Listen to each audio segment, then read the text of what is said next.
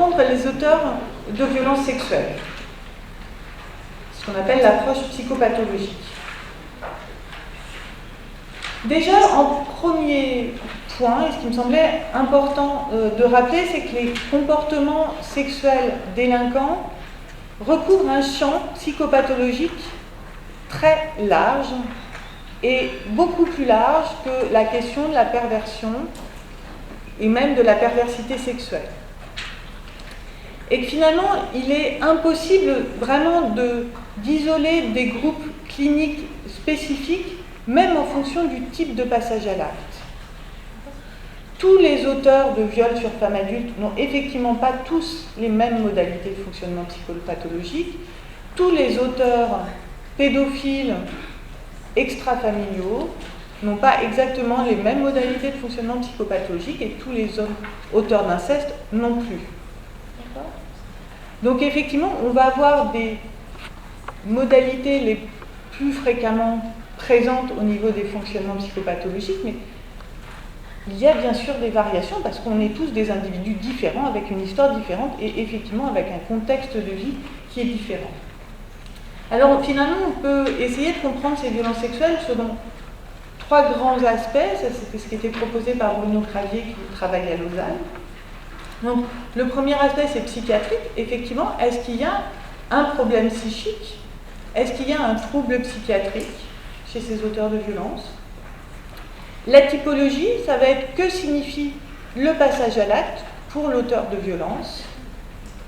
Et puis, un aspect de compréhension plus anamnestique, et ce que je trouve également intéressant, c'est finalement comment ils se sont construits, ces auteurs de violence. De quoi a été fait leur enfance? Et qu'est-ce qui, dans leur enfance, a fait qu'à un moment donné, ils peuvent, à l'âge adulte, commettre des violences sexuelles? Alors déjà, premier aspect, quel problème psychique chez les auteurs de violences sexuelles? Alors, est-ce qu'on retrouve des troubles psychiatriques? Finalement, non. On ne trouve pas de pathologie spécifique chez les auteurs de violences sexuelles. Au niveau des structures de personnalité, c'est pareil. On peut retrouver différentes modalités de fonctionnement ou de traits de personnalité. Alors effectivement, on peut retrouver des personnes qui présentent une grande forme d'immaturité, donc effectivement avec des traits de personnalité plus dépendantes ou évitantes. On peut retrouver chez certains auteurs de violences sexuelles des retards mentaux. On peut retrouver effectivement des aménagements plutôt psychopathiques. On en a parlé essentiellement sur les viols sur adultes. Et puis, on peut avoir effectivement des traits également pervers, avec une absence de respect de la loi, une satisfaction première du désir, avec des auteurs qui sont extrêmement narcissiques, centrés sur eux-mêmes, avec quasiment, pour certains, une absence du sens de l'altérité. L'autre n'a pas d'importance, ce qui compte, c'est moi. Sur le plan plus psychopathologique, finalement, ce qu'on retrouve chez ces auteurs de violence, c'est que finalement, les passages à l'acte de nature sexuelle sont plus un problème de violence qu'un réel problème de sexualité. Pour les auteurs de violences sexuelles, c'est ce qui était sorti de la conférence de consensus de la Haute Autorité de Santé, pas la dernière, c'était que pour les auteurs de violences sexuelles, les troubles du comportement sexuel correspondent moins à des troubles de la sexualité qu'à des solutions défensives vis-à-vis d'angoisses majeures concernant le sentiment identitaire, elles-mêmes consécutives à des carences fondamentales de l'environnement primaire au cours de la petite enfance. C'est-à-dire que le passage à l'acte sexuel, il vient finalement en réponse à des angoisses. D'accord ? À des angoisses qui, à un moment donné, deviennent tellement intolérables, insoutenables, que la seule solution, finalement, qu'ils ont trouvée dans leur modalité de fonctionnement, c'est de passer à l'acte.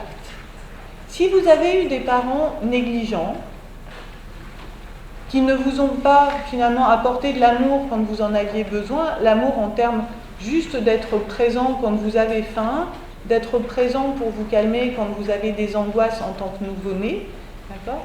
Que quand vous avez votre couche qui est sale, votre parent ou la figure parentale a changé votre couche, d'accord, pour que corporellement vous ne soyez pas hyper mal, d'accord, en tant que nouveau-né. eh bien, ces enfants-là, qui n'ont pas reçu finalement suffisamment d'affection, d'affect, eh bien, ils ne vont pas être en capacité finalement d'apprendre ces régulations émotionnelles, d'apprendre la sécurité interne, d'apprendre également qu'on peut retrouver à l'extérieur de soi aussi des choses qui peuvent nous aider à nous réguler émotionnellement de façon non dysfonctionnelle. Et que finalement, les seules solutions qu'ils vont trouver pour répondre à ces angoisses, eh bien, c'est de faire quelque chose, et notamment de faire quelque chose sur l'autre. Et les violences sexuelles, c'est vraiment une réponse adaptative dysfonctionnelle face à des situations stressantes.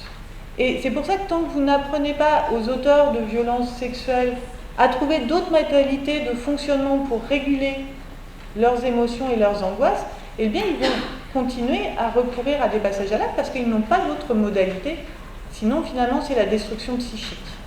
Ouais. Et que toute déstabilisation peut entraîner une majoration des fantasmes sexuels déviants et donc un passage à l'acte. Et c'est pour ça que quand on fait effectivement là aussi de l'expertise présententielle ou qu'on suit des auteurs de violences sexuelles, ça va être extrêmement important de savoir s'il y a des événements récents qui ont pu les déstabiliser. La perte d'un emploi, une séparation, un décès dans la famille, un conflit. Parce que tous ces événements-là peuvent renforcer les fantasmes sexuels déviants et donc entraîner un risque de passage à l'acte. Mais on n'est pas sur quelque chose qu'une temporalité qui va être tout de suite et je passe à l'acte dans la seconde d'après.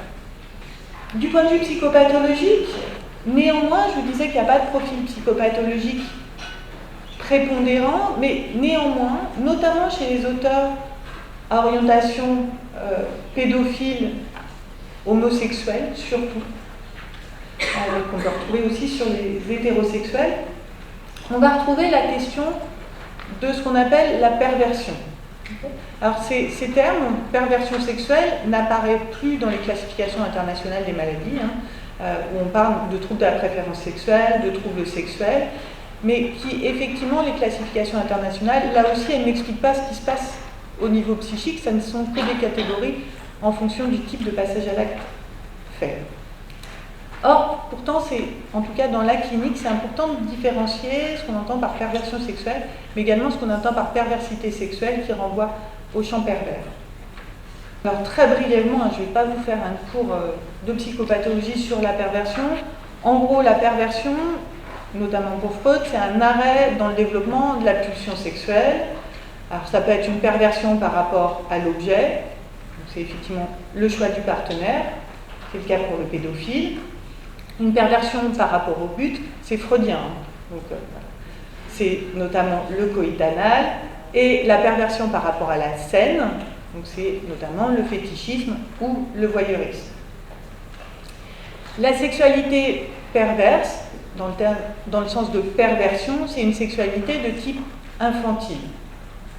Donc c'est effectivement une déviation par rapport à l'acte sexuel dit normal. C'est quand l'orgasme va être obtenu avec d'autres objets sexuels ou d'autres zones corporelles ou d'autres partenaires que ce qui est normal, entre guillemets, ou qu'il est subordonné à des conditions extrinsèques. Donc ça va être le fait de devoir avoir des rapports sexuels dans les lieux avec, par exemple, d'autres partenaires sexuels ou d'avoir des rapports sexuels essentiellement à l'extérieur de son domicile pour avoir une jouissance sexuelle, c'est ça, en tout cas, ce qui est considéré comme de la perversion sexuelle ou de la sexualité perverse. Ce qui est important de la perversion sexuelle, c'est qu'on est, en tout cas c'est ce que rappellent Claude Ballier ou Joyce Meyer-Dugal qui ont beaucoup écrit sur les auteurs de violences sexuelles, c'est qu'elle est construite sur un scénario sexuel dit ludique. Dans le scénario sexuel des auteurs de violences pédophiles qui ont ces modalités de fonctionnement de type perversion sexuelle, le but, en tout cas dans leur scénario sexuel, il n'y a pas de violence à l'égard de l'enfant. Ce qu'ils imaginent dans leur tête avant de passer à l'acte, c'est sur quelque chose qui sera de l'ordre du jeu avec l'enfant, d'un temps de partage, d'un temps d'amour.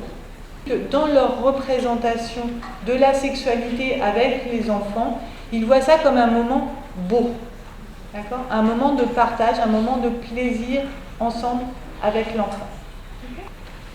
Ce qui est très différent de la perversité sexuelle, où le recours au passage à l'acte est très souvent empreint d'une violence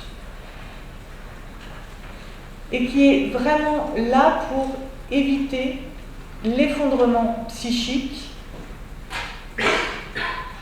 et donc effectivement le risque d'entrer dans la psychose. Donc effectivement, dans la perversité sexuelle, on va retrouver beaucoup plus de mécanismes de défense de type clivage, de type déni.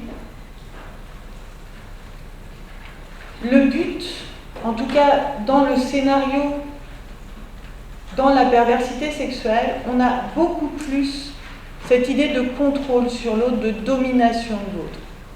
C'est qu'effectivement, l'autre est vécu comme menaçant et il doit être contrôlé.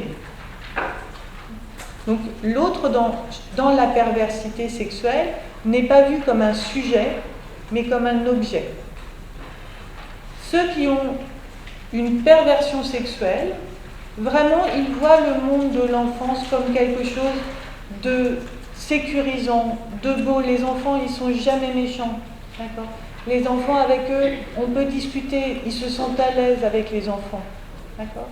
Donc, effectivement, dans leur fantaisie sexuelle déviante, l'enfant, voilà, c'est un jeu, ils sont ensemble, il est quasiment enfant lui aussi. D'accord ? Ce qui n'est pas du tout le cas dans les scénarios de perversité sexuelle où c'est vraiment la violence et la domination et le fait de prendre le contrôle de l'autre qu'on va retrouver dans les fantasmes et dans les fantaisies sexuelles. Et ce sont des fantaisies sexuelles violentes qu'on va retrouver dans les scénarios. Donc effectivement, on va être dans une forme de déni de l'altérité, d'accord ? De déni de reconnaître l'autre dans sa différence. C'est un objet et j'en fais ce que je veux. D'accord ?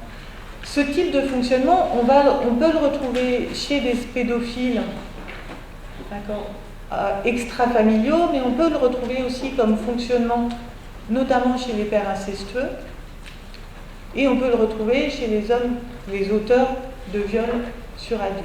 D'accord ? C'est vraiment des traits de fonctionnement qu'on retrouve très fréquemment chez les auteurs de violences, mais bien sûr de façon plus ou moins importante. Et quand on est face à ce type de fonctionnement, en tout cas d'individus qui ont ce type de fonctionnement, très souvent on va se sentir mal à l'aise pendant l'entretien. Et ils vont prendre plaisir, pour les grands pervers, à nous raconter en détail ce qu'ils ont pu commettre, et que finalement notre malaise va entraîner chez eux une forme d'excitation, de jubilation. Donc c'est effectivement un bon signe pour nous quand on est en expertise avec quelqu'un où on ne se sent vraiment pas à l'aise, c'est que vraisemblablement il a ce type de modalité de fonctionnement. En tout cas, dans la perversité, ce qui est vraiment différent de la perversion, c'est qu'on est dans une représentation de soi fondée sur la destruction physique et psychique de l'autre. C'est vraiment ça qui va entraîner la prise de plaisir. On est vraiment sur un mode d'organisation de la personnalité du côté du narcissisme. Ce qui n'est pas du tout le cas chez les auteurs de violences sexuelles qui ont plutôt un fonctionnement du côté de la perversion, où c'est là où on va retrouver beaucoup plus des troubles de la personnalité dont parlait Gérard tout à l'heure, de type évitante ou dépendante.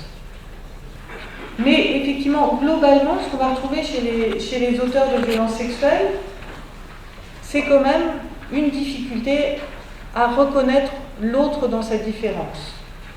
C'est qu'effectivement, même si on est du côté de la perversion, eh bien, ils ne se mettent pas réellement à la place de l'enfant. D'accord ? Ils ne reconnaissent pas que ce qu'ils peuvent faire, notamment au début, peut avoir un impact très négatif sur la victime et sur l'enfant. On peut retrouver assez fréquemment une faible sensibilité à la culpabilité, mais également des faibles capacités de verbalisation. Ce sont la plupart du temps des personnes qui n'ont pas l'habitude de parler d'eux, de parler de leur fonctionnement psychique, de se questionner sur ce qui se passe à l'intérieur et qui a pu entraîner ce type de passage à l'acte. Ce n'est pas du tout quelque chose auquel ils ont pensé, qu'ils ont pu travailler, qu'ils ont pu élaborer. Donc c'est vrai que ça va être un gros travail aussi du soignant de commencer à mettre des mots sur ce qui peut se passer à l'intérieur et les aider finalement dans cette capacité de verbalisation, d'élaboration et de compréhension du vécu interne et du vécu psychique.